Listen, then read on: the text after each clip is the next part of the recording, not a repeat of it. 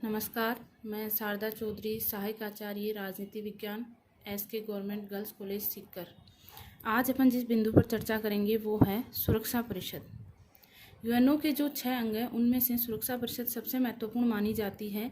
इसको अपन एक तरीके से यूएनओ की कार्यपालिका की संज्ञा दे सकते हैं। इसका आकार जितना छोटा है, शक्तियाँ इसके अंदर उतनी ज़्यादा निहित है। ये महासभा से बहुत ही सीमित होने के बावजूद भी संयुक्त राष्ट्र संघ की भी जितनी भी शक्तियां हैं वो सारी सुरक्षा परिषद में निहित कर दी गई है। जैसे पामर और पर्किंस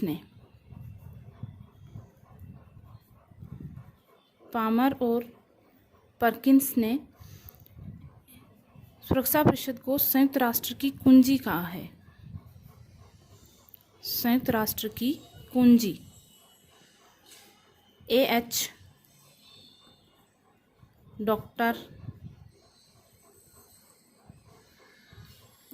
डॉक्टर है, इन्होंने संयुक्त राष्ट्र संघ को इसकी कार्यकारी प्रवर्तन भुजा की संज्ञा दी है। यानी सुरक्षा परिषद का जो कार्य है और इसकी जो इतनी शक्तियां हैं वो इतनी महत्वपूर्ण है कि इसको अपन यूएनओ की सारी शक्तियां सुरक्षा परिषद में निहित मान सकते हैं। जब तक सुरक्षा परिषद का अस्तित्व है तभी तक यूएनओ का अस्तित्व है। जैसे डेविड कुशमैन ने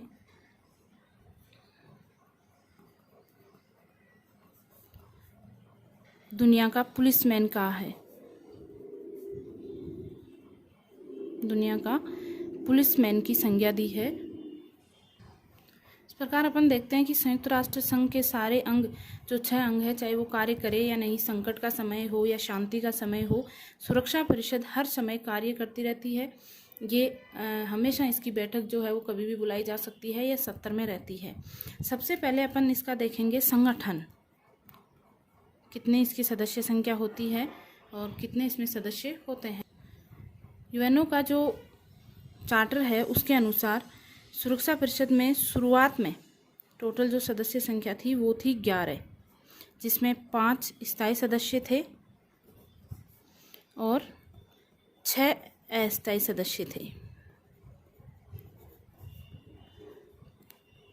5 जो स्थायी सदस्य थे उसमें थे चीन, अमेरिका, ब्रिटेन, फ्रांस और सोवियत संघ।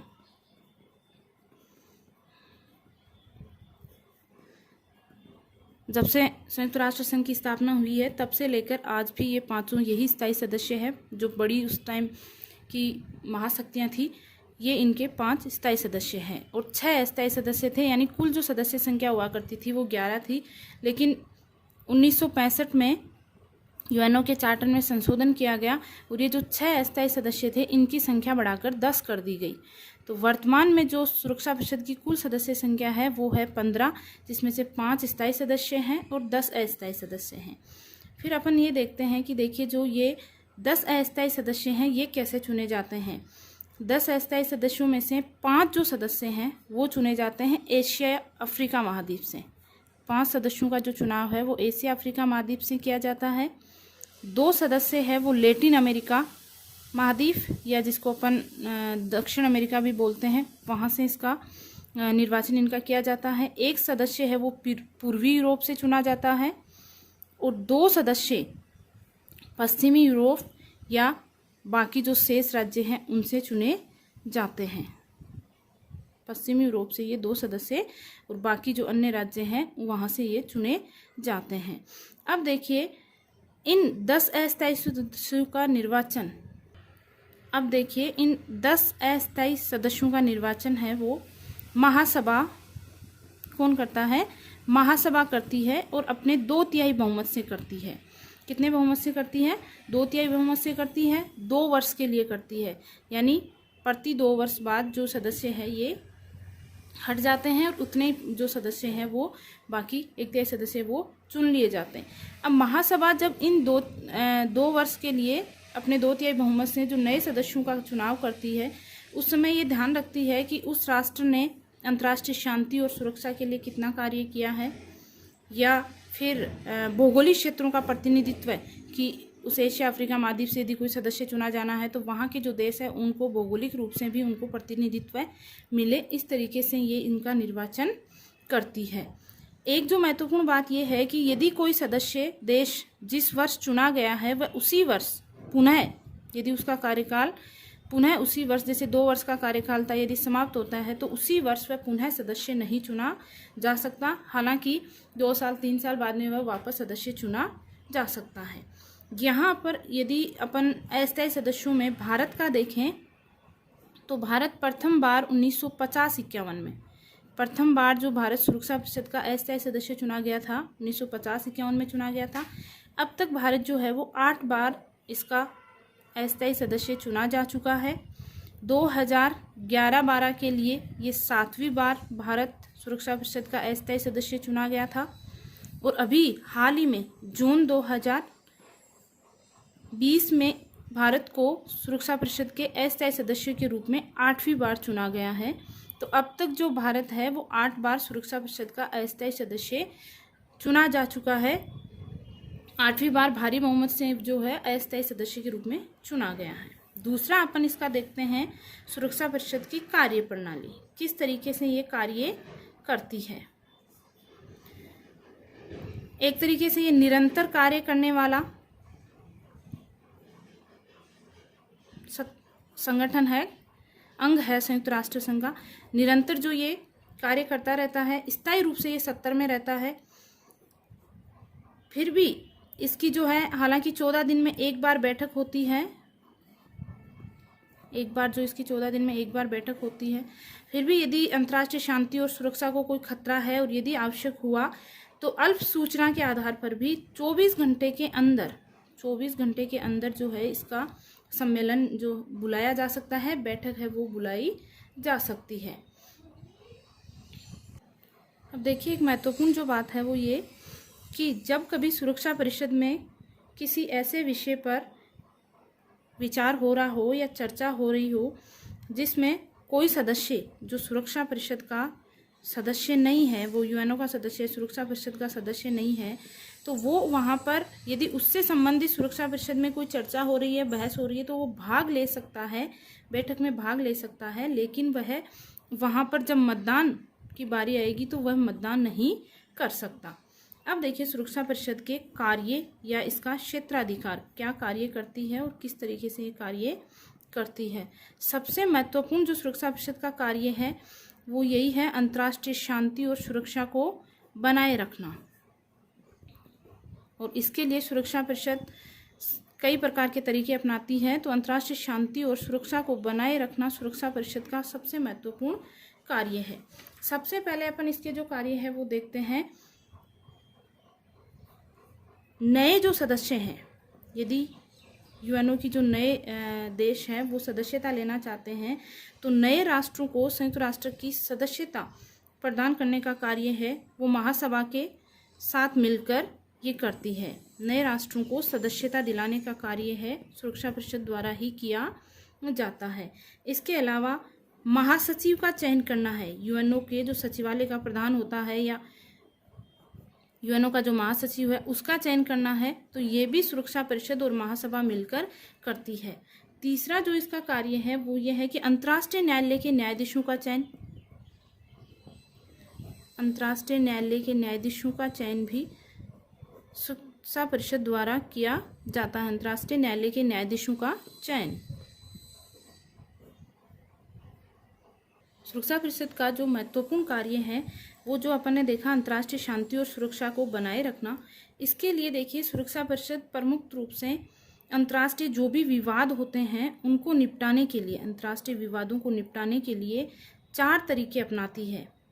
सबसे पहले वो कौन सा तरीका काम में लेती है? 4 तरीके सुरक्षा परिषद द्वारा काम में लिए जाते हैं।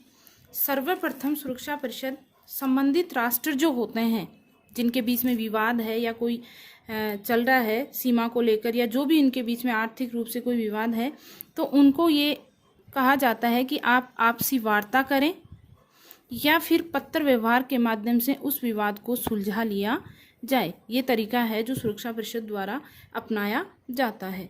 दूसरा है यदि इससे उनके बीच में किसी विवाद का हल नहीं होता है तो दूसरा जो तरीका है, जैसे पंचों हैं, मध्यस्थों या फिर अंतर्राष्ट्रीय न्यायालय के माध्यम से।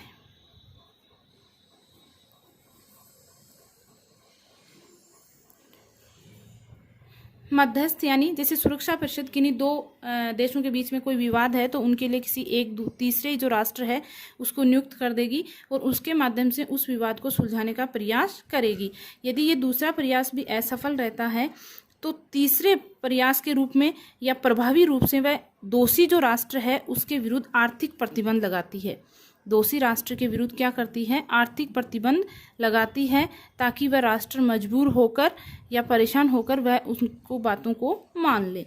चौथा जो तरीका है और जो अंतिम उपाय है वो है सैनिक कार्यवाही। दोषी राष्ट्र के विरुद्ध सुरक्षा परिषद द्वारा सैनिक कार्यवाही की जाती है और सैनिक कार्यवाही करने के लिए सुरक्षा परिषद द्वारा जो यूएनओ की सेनाएं हैं वो काम में ली जाती हैं। ये जो चौथा तरीका है वो अंतिम विकल्प के रूप में ही अपनाया जाता है। जब ये तीनों जो उपाय है वो यदि फेल हो जाते हैं तब ये अपनाया जाता है। अब देखिए अपन सुरक्षा परिषद में थोड़ा निषेधाधिकार पर चर्चा करते हैं। निषेधाधिकार,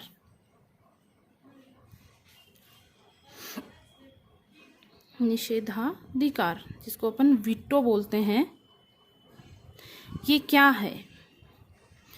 जैसे कि अपन ने देखा कि सुरक्षा परिषद में जब मतदान होता है तो दो तरीके के वहाँ निर्णय होते हैं या दो तरीके के मामले होते हैं। एक होता है प्रक्रिया संबंधी और दूसरा होता है महत्वपूर्ण मामले। महत्वपूर्ण मामले, प्रक्रिया संबंधी जो मामले होते हैं उसमें सुरक्षा परिषद के जो 15 सदस्य होते हैं उन 15 सदस्यों में से 9 सदस्यों की सहमति आवश्यक होती है। प्रक्रिया संबंधी जो मामले हैं वो कौन कौन से होते हैं? जैसे सुरक्षा परिषद की बैठक कहाँ पर होगी, उसका समय क्या होगा, स्थान किस जगह पर वह ली जाएगी। इसके अलावा इसके जो सहायक अंग है उनकी स्थापना करनी है, सहायक अंगों की स्थापना करनी है। इसका यदि निर्णय लेना है तो वो प्रक्रिया संबंधी में आएगा। सुरक्षा परिषद की कार्यवाही चलाने के नियम क्या होंगे, किस तरीके से वो सुरक्षा परिषद कार्य करेगी, इसके संबंधित कोई कार्य है तो वो प्रक्रिया संबंधी कार्य में आता है। सदस्यों की बैठक कैसे, बैठक में कौन कौन से सदस्य भाग ले सकते हैं, लेंगे, ये सारे कार्य उसके द्वारा किए जाते हैं। दूसरे जो विषय हैं वो है महत्वपूर्ण मामले। इसमें देखिए किस प्रकार से निर्णय लिए जाते हैं। महत्वपूर्ण मामलों से संबंधित यदि जैसे अंतर्राष्ट्रीय शांति और सुरक्षा के लिए कोई निर्णय लेना है या किसी राष्ट्र के विरुद्ध कोई कार्य करना है, सुरक्षा परिषद का ये है जो महत्वपूर्ण मामलों में आता है। और इसमें 15 सदस्यों में से 9 सदस्यों की सहमति जरूरी है, लेकिन 9 में से भी जो 5 स्थायी सदस्य हैं उनकी सहमति है वो आवश्यक होती है। यदि ये 5 जो स्थायी सदस्य हैं इनमें से एक सदस्य द्वारा भी यदि किसी निर्णय पर अपना जो अस्वीकृति दे दी जाती है या मना कर दिया जाता है कि वह इस प्रस्ताव से सहमत नहीं है, तो ये जो निर्णय है वो नहीं हो पाएगा। और उस राष्ट्र का ये जो पावर है या शक्ति है इसको क्या कहते हैं? वीटो बोलते हैं, निषेधाधिकार बोलते हैं। यानी मना करना, ऐसी स्थिति या उसके पास ऐसी शक्ति आ जाती है कि जिसके बल पर वह उस निर्णय को रुकवा सकता है। तो सुरक्षा परिषद के जो 5 स्थायी सदस्य हैं इनको जो ये शक्ति दी गई है इसको क्या नाम दिया गया है? निषेधाधिकार या वीटो। ये देखिए द्वितीय विश्व युद्ध जब चल रहा था तो जो अपन ने देखा कि यूएनओ की जो स्थापना हुई थी तो याल्टा जो शिखर सम्मेलन हुआ था उसमें इस वीटो के ऊपर सहमति बनी थी। सर्वप्रथम जो अमेरिका के राष्ट्रपति थे रूजवेल्ट, उन्होंने इस प्रस्ताव को रखा था। बाद में बाकी जो चर्चिल है या स्टालिन है सोवियत संघ के, इन्होंने भी इस पर सहमति दे दी थी। और ये कहा गया कि क्योंकि ये प्रमुख महाशक्तियां हैं और ये विश्व के बारे में सही निर्णय ले सकती है, इसलिए इन 5 स्थायी सदस्यों को जो है ये वीटो की शक्ति दी जाए। हालांकि वर्तमान में इसका विरोध हो रहा है और वीटो की ये जो 5 स्थायी सदस्य हैं इसको बढ़ाकर इसकी सदस्य संख्या ज़्यादा करनी चाहिए। एशिया, अफ्रीका या लैटिन अमेरिका से भी जो विकसित राष्ट्रों के रूप में उभर कर सामने राष्ट्र आ रहे हैं, जैसे भारत है, जापान है, ब्राज़ील है, ये जो राष्ट्र हैं इनको भी जर्मनी है, सुरक्षा परिषद की जो है स्थायी सदस्यता मिलनी चाहिए। इस वीटो का जो प्रयोग है वो देखिए सबसे पहले 1946 में किया गया था और सोवियत संघ ने इसका उस समय 1946 में सर्वप्रथम इसका प्रयोग किया गया था। आज वर्तमान में अपन देखें तो वीटो का जो प्रयोग है वो 100 से काफ़ी बार किया जा चुका है, अधिक बार किया जा चुका है, और उनमें से ज़्यादातर मामलों में 100 से ज़्यादा ही जो मामलों में किया गया वो सोवियत संघ द्वारा किया गया है, और उसके बाद में अमेरिका द्वारा किया गया है। 80 से ज़्यादा बार चीन, फ्रांस, ब्रिटेन, इन्होंने भी वीटो का प्रयोग किया है, लेकिन इन्होंने काफ़ी सीमित मात्रा में जो वीटो का प्रयोग किया है। तो इस प्रकार जो सुरक्षा परिषद के स्थायी सदस्य हैं उनको ये वीटो का जो पावर है वो मिला हुआ है, जिसके दम पर वो किसी भी प्रस्ताव को या निर्णय को रुकवा सकते हैं। इस प्रकार सुरक्षा परिषद छोटा होने के बावजूद महासभा से काफ़ी छोटा अंग है यूएनओ का, लेकिन वो शक्तिशाली है। अपन ये कह सकते हैं कि यूएनओ ही सुरक्षा परिषद है, सुरक्षा परिषद ही यूएनओ है। अंतर्राष्ट्रीय शांति और सुरक्षा के लिए कोई भी कार्य करना है तो वो सुरक्षा परिषद द्वारा ही किया जाता है। धन्यवाद।